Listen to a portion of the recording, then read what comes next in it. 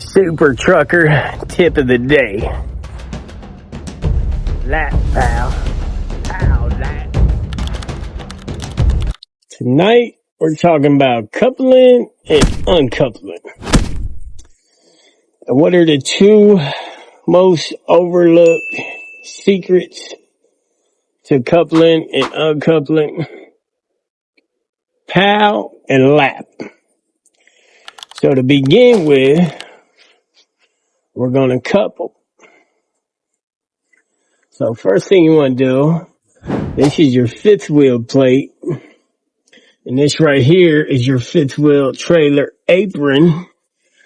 And a good way to measure if you're going to hit those dovetails is you just take your fist and you can see where it lines up right there above the dovetail.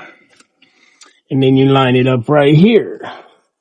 So you can see we're going to hit well below the trailer apron. Now if that's too far down, you're going to want to crank your landing gear down a little bit so you don't go over top of your kingpin, which is right there in the middle. So when coupling, we're going to do PAL. Let's start right back underneath their trim.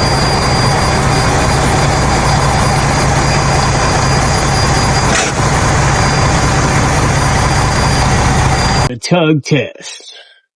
So I made sure that my kingpin was fully latched to my fifth wheel by pulling up just a little bit. I guarantee any test you take for a CDL, they will expect you to do a tug test. Following our PAL, in line with the tug test, the first thing we're going to check is our pin. And you'll see our locking pin is in right there. Now we're going to take it a step farther. And if you come up under here, you can see our locking jaw is across our kingpin. So we are locked in. In line with our PAL, now we're going to hook up our Airlines. So we went pin, P, Airlines, A. Want to make sure you get a nice good tight on there. Tight connection. Always check your rubber gaskets. Those will fill up real nice. And now for our L, which is our landing gear. Just going to crank that baby up. And that's your coupling. Next is your uncoupling. So here's what we do for our uncoupling. So first thing we're going to do for our lap, our LAP, is we're going to lower our landing gear. Next thing we're going to do as our lap is the A, and that's going to be our Airlines. So we're going to disconnect our Airlines. We've already pulled both the parking brake and the trailer brake.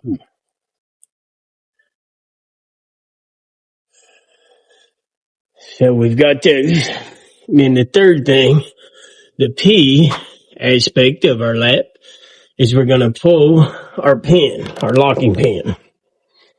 So we're just going to reach under here, pull that right out. And then that releases your locking jaw. And just so you can see for yourself what it looks like when the locking jaw is not engaged. So if you're coupling and it looks like that, you do not want to try to pull away with that trailer until that locking jaw is securely across your kingpin. And you're now ready to pull out from underneath there. I'm going to show you a little trick. This makes for a very smooth transition.